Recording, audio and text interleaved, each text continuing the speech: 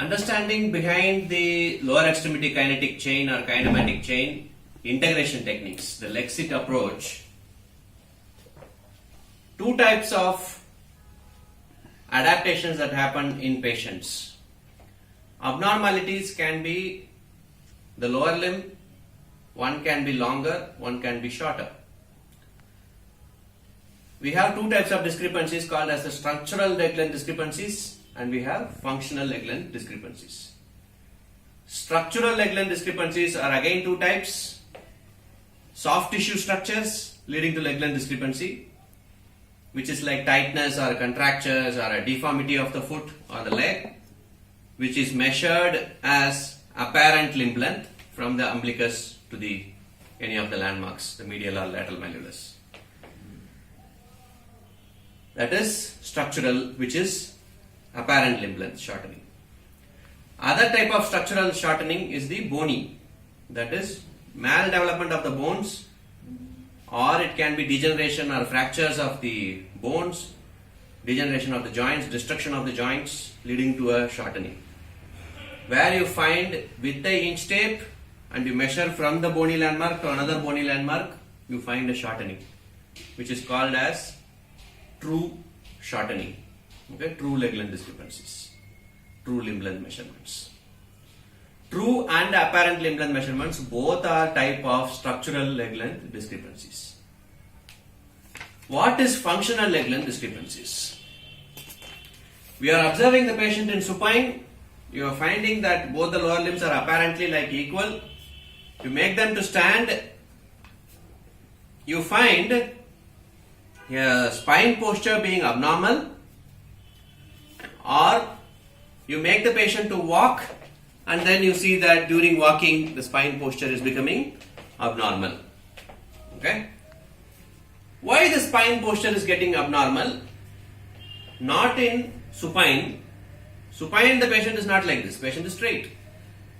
But in standing, why the spine posture becomes abnormal? Or during walking, why the spine posture becomes abnormal? It is because we are doing a functional activity which is weight bearing the lower limbs. That functional activity is causing a deviation in the spine.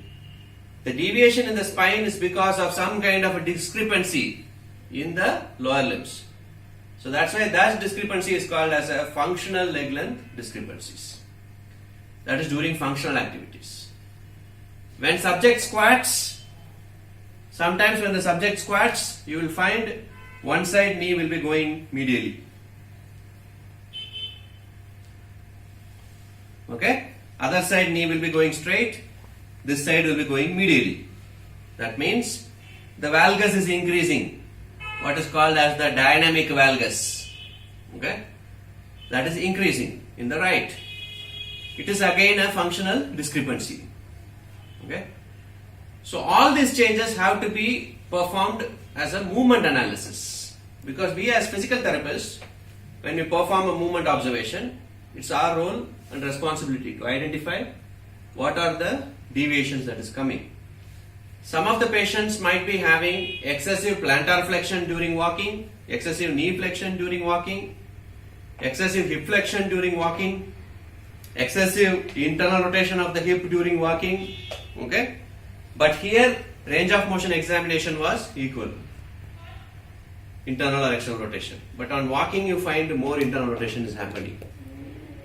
Okay? That means kinematically the patient is normal, range of motion wise. But in functional demand, kinetic somewhere is a abnormality. Overactivity of internal rotators may be there, or underactivity of external rotators may be there. So that's why the patient is going into internal rotation mode. So we need to diagnose this. So for functional leg length discrepancies, is easy to tell by the movement analysis, the deviations that is present. In a patient who has heel pain, conventionally we always concentrate on the deviations that is happening at the foot. What is happening to the calcaneum? What is happening to the great toe? We are observing the foot.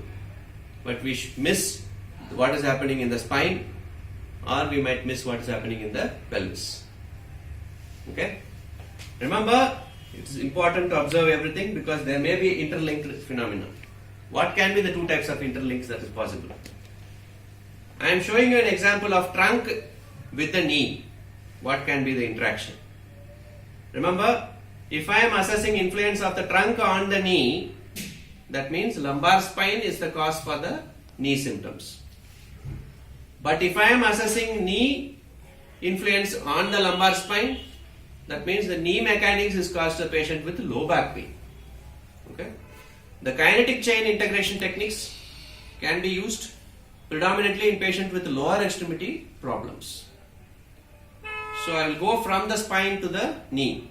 In that example, if you see for lateral flexion of the spine, the lumbar spine, okay, if I am bending to the left, my right knee goes for an extension moment. The weight bearing knee goes for an extension moment. Okay. The other right knee goes for a flexion moment. Okay. When I am bending to the left, the right knee flexes, the left extends. So contralaterally, side bending is producing the flexion. Okay. I am bending to the left, flexion is produced on the opposite side. Whereas if I am doing the lumbar spine rotation, I am doing right rotation, right knee is extending, left knee is flexing. Sorry, I created a mix up. Okay, stop.